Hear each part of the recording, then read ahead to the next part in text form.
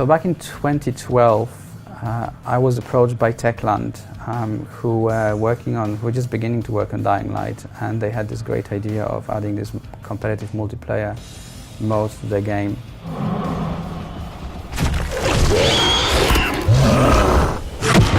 The player versus zombie mode is a mode in which you are playing your game as a single player or in co-op mode, and all of a sudden you will receive a message on the screen that the hunter is invading.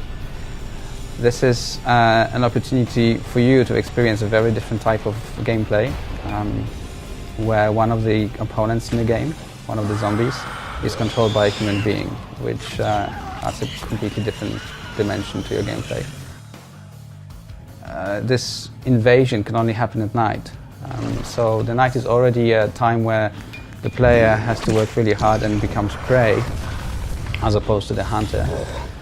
This is an additional escalation of this, where the hunter becomes much harder to track because it's no longer an AI. It's someone who actually thinks and strategizes against you. You always play as one zombie.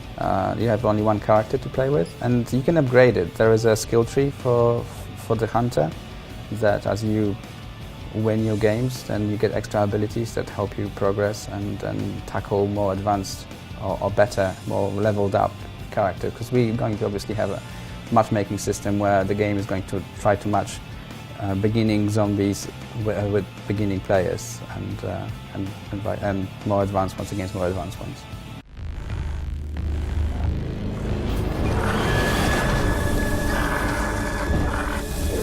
Basically, the story gets suspended while the invasion takes place. The invasion itself is not integral part of the story at all. It's kind of on the side, but we try to make sure that it can happen at any time or at most times during the story.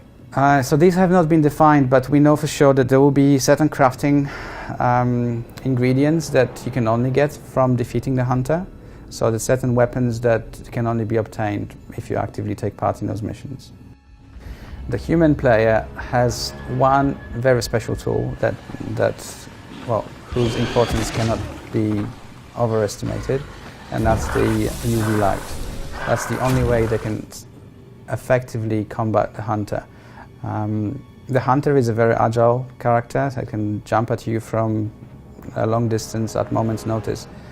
You do have ways to track the hunter, but that's not enough for you to defend yourself. Once you know that the hunter is coming or where he is, then your only way of making sure that you can effectively combat it is to shine the UV light at it to drain its stamina or energy.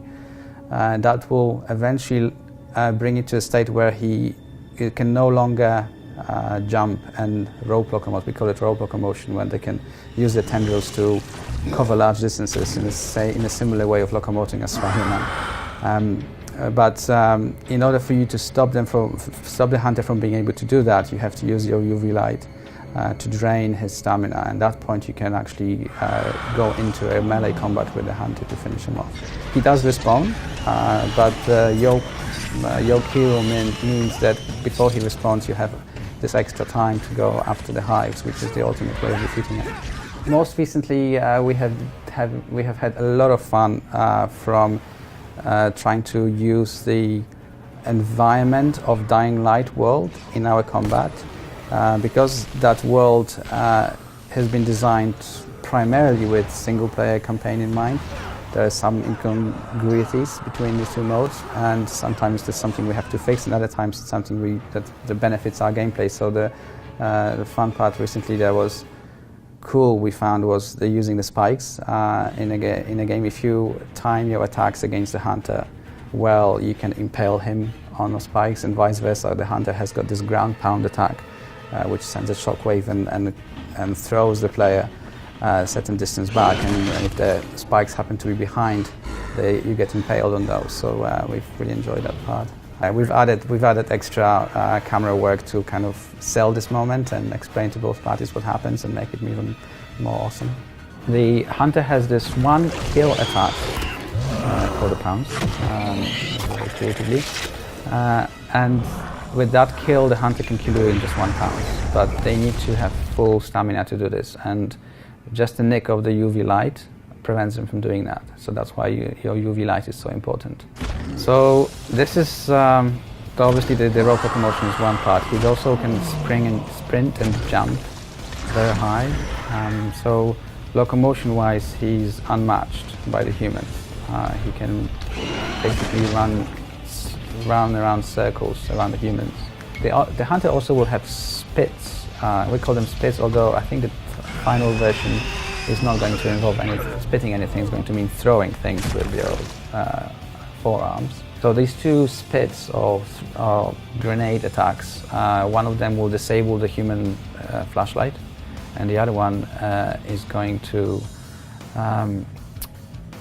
call in the horde of zombies on the player, which is also a great addition to the gameplay. We find it, both sides find it quite a lot of fun being hit by it, where all of a sudden these zombies come at you, run really fast and explode. So the only way of getting out is jump up at the nearest roof to get out of range. It's competitive multiplayer. There will be people who play zombie games because they like smashing zombies, but this is an opportunity for them to experience the same smashing zombies in a very different dimension, when one of those zombies can be a human-controlled character, so much smarter.